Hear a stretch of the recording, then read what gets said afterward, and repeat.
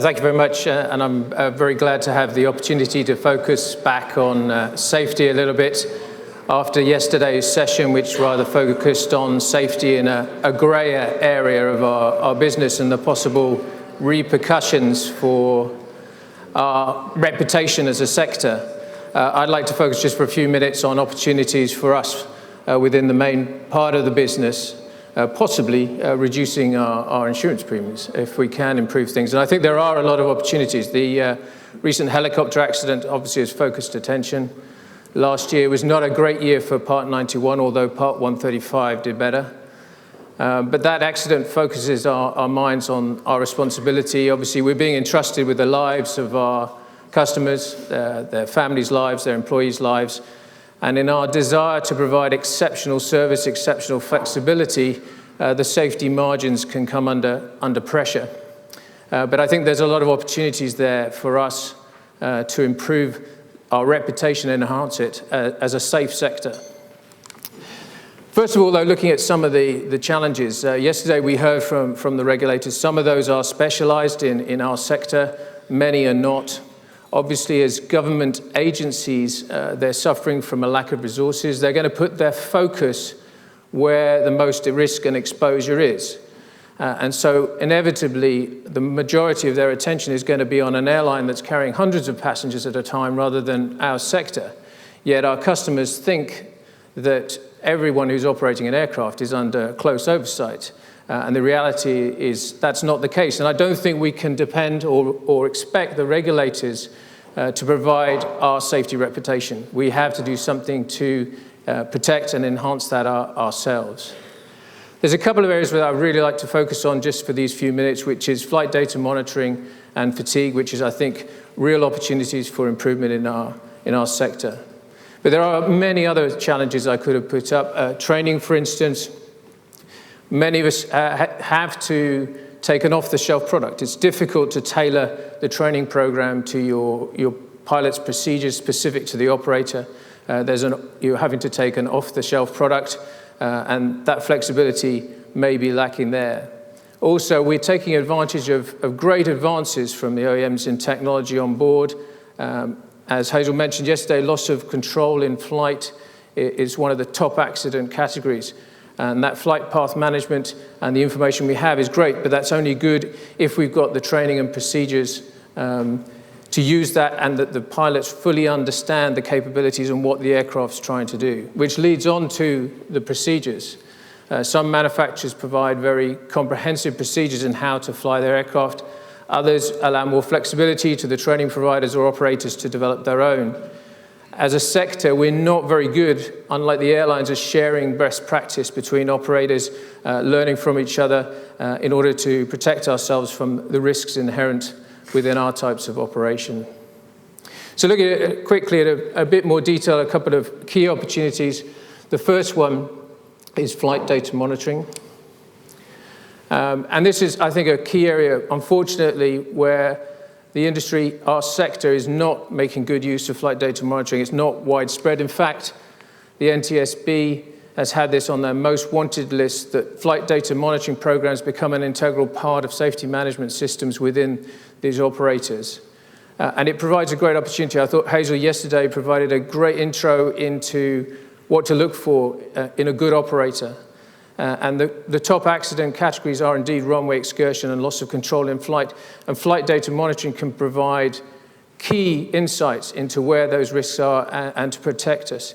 Just taking the runway excursion risk, most runway excursions that occur during the landing phase started with an unstable approach. And a very simple campaign using flight data and making pilots aware of their performance with respect to stable approaches can dramatically reduce the number of unstable approaches. Just something as simple as sending a confidential email with their performance each month. Inherently, pilots are fairly competitive, and so they want to have a clean report each month, and it drives it down, and just simple things like that can make a massive difference at removing risk from the operation. However, eventually, it is going to plateau. And then you're going to really have to target specific opportunities, specific procedures, or specific airports where you can reduce risk. A sort of example here, you can see the last visual segment of an approach on the left. You can see the variation in the techniques that pilots are using. And in this case, there's no training needed. Actually enhancing the airport briefing resulted in the much more disciplined approaches, providing a much better chance of successful landings that you see on the other side. But there are many other opportunities for flight data monitoring, particularly for our sort of sector. In the airline world, operators are working with OEMs all the time to analyze how the aircraft flies and how the pilots fly the aircraft. We have the same opportunity to work with the flight science divisions of the OEMs to really understand how the aircraft's flying, how our pilots are flying, enhance the procedures, enhance the training, so that they can then cope with variations in environmental or other conditions much, much better. Another opportunity is using those for our types of operations. Some of you may have had the opportunity to go to the World Economic Forum in Davos a couple of weeks ago, and you may have had the opportunity to fly into Somalia. But your pilots may not have done their simulator training for this particular airport for several months ago. They may not have flown in there for quite a time.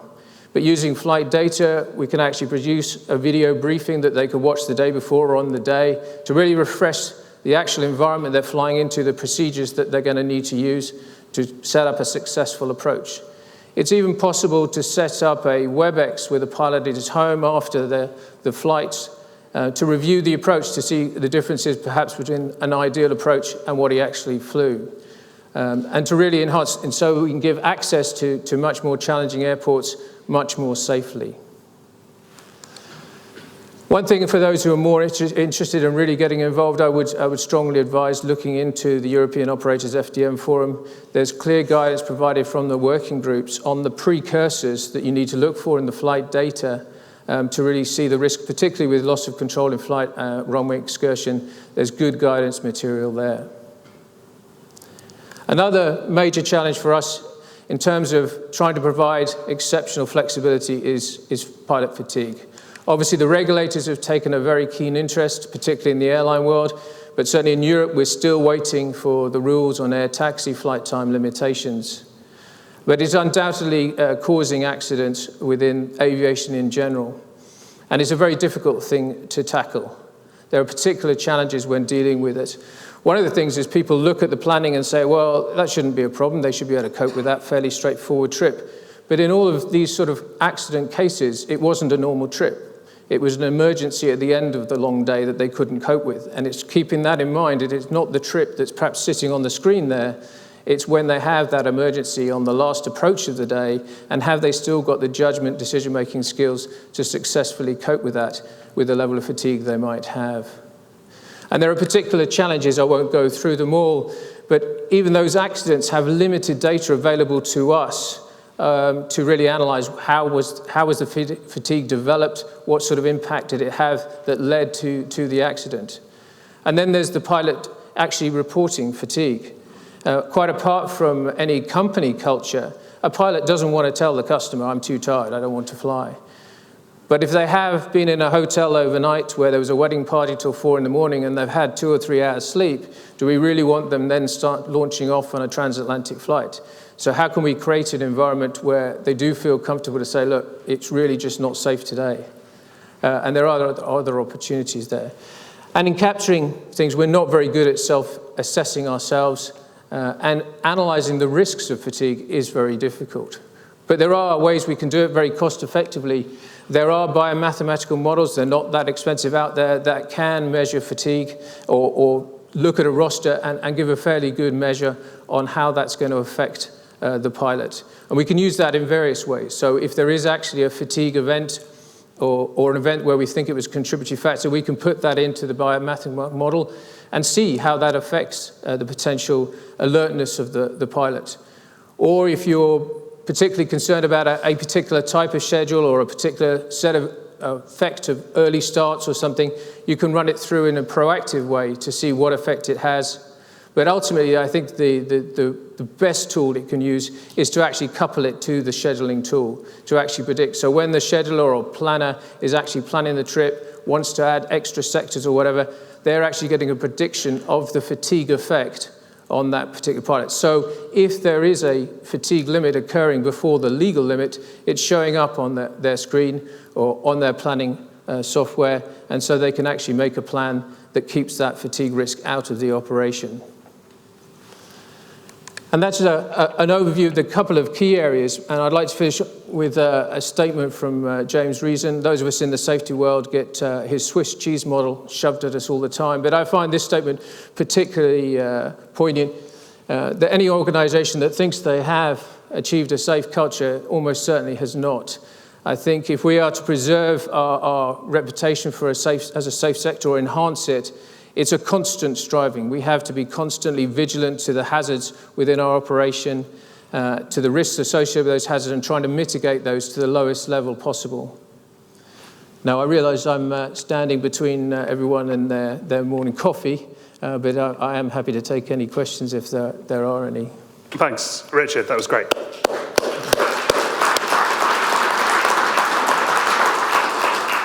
Okay, one question from the audience. The chairman of the NTSB has suggested video cameras in the cockpit. Do you believe this is necessary? It's difficult. I mean, from what I've seen, there's not a lot of evidence to go one way or the other. As a guy in the safety world, I would like all the information I could possibly have. What I would say is, obviously, when you're introducing something like flight data monitoring, which I know for a lot of corporate flight departments that there is some resistance, probably from the pilots and pilot managers. But what we found is that once they understood it was there for their own benefit and that they were genuinely getting benefit from it, we've got people who queue up to look at their data when they're down for their ground refresher training. Video cameras, perhaps slightly different from that point of view. What I would probably say is I want to see more evidence of what is the real tangible benefit of having them in the cockpit. Do you think you'd have liked, when you were a pilot, would you have liked data monitoring? Sorry? When you were in the RAF, would you have liked to have seen your flight data? Well, that's a good question. Probably in the role I was in.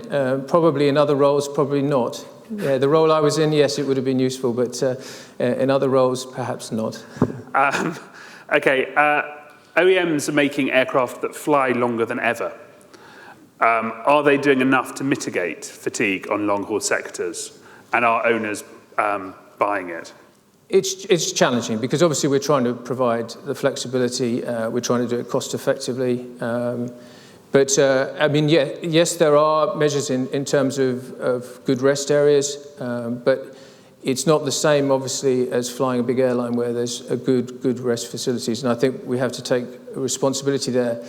I think more than on the fatigue side is on the flight data monitoring side. I mean, a lot of manufacturers are not putting quick access recorders on as standard. Virtually no aircraft are coming out with wireless download. We did see wireless download for monitoring aircraft health, which is great, but not for flight data monitoring. And so it's still a maintenance action to download data on most aircraft. That means there's a time lag, so you're now getting in touch with the pilot saying, hey, your approach into Farnborough 3 weeks ago. And he said, well, I've been into Farnborough 5 times since then. I mean, which approach are you talking about? So that's something we would really like to see to enhance safety, I think. Are there any metrics to compare the safety of NetJets to commercial aviation? And to what do you attribute the differences in relative safety? I mean, I wouldn't pick out any particular operators. There is data versus 135 charter and NetJets. We haven't done analysis. I mean, it would be easy to do against the airlines. We haven't done that as an analysis. I mean, as a sector, obviously, we are in a different environment. We're accessing, as you saw, different airports. We have a different risk profile, and that puts responsibilities on us to manage that risk profile. But yeah, I think these is learning from the best practices within the airline industry and adopting those, or even pushing them further, as we have done in various areas of technology within our aircraft. I think we have an opportunity because we do have better technology on a lot of the newer aircraft than the airlines do. And it's making good use of that. We could enhance our reputation and our safety record. A question from the audience. Do you work with airlines to share data? Yes, we chair two of the For working best groups on the European operations, FDM Forum and EASA, and yeah, we work with the European Advisory Committee, the Flight Safety Foundation and things, yeah. Okay. What is your sense of flight operation risk related to drone operations? Very concerning. Yeah, I mean, obviously it's a concern for everyone in the industry, and I really feel for helicopter operators who are operating probably at the lower levels. But we see it at the higher levels, fortunately, only very occasionally recently, but it's obviously on the increase. The regulators are very cognizant of it. I have been going to some of the safety forums. I have been quite impressed by the way a lot of regulators have approached it. They've been quite aggressive with the sellers of drones and registration of drones. But obviously there is always that black market element and the lack of knowledge of drone users. And it is something, whilst it's going to be a vital sector of aviation and something we'd have to embrace, I think we are going to have trouble incorporating it because the pace of increase is inevitably going to outstrip the pace at which we can deal with it from a regulatory or airspace point of view. And there's one other comment from the audience. So sick and tired of operators not sharing flight data. Why can't IBAC do for GA the same as ISTA does for the airlines? Yeah, I wouldn't, I don't know whether IBAC's the right, possibly. I mean, they've done great work in some respects with the ISBEO and stuff to enhance, safety management systems within operations. What is the correct forum? But I couldn't agree more. There should be some forum where, de-identified data can be shared, especially for the smaller operators, so, they can see, generic data for business operations where the risks are occurring. And get the benefit of that. We should definitely, I mean, airlines do it with the OEMs and with each other, and we're sharing the same airspace. So we don't want to be bumping into each other or anything. So learning from de-identified shared data is definitely should be an objective. Brilliant. Thank you very much, Richard. Thank you.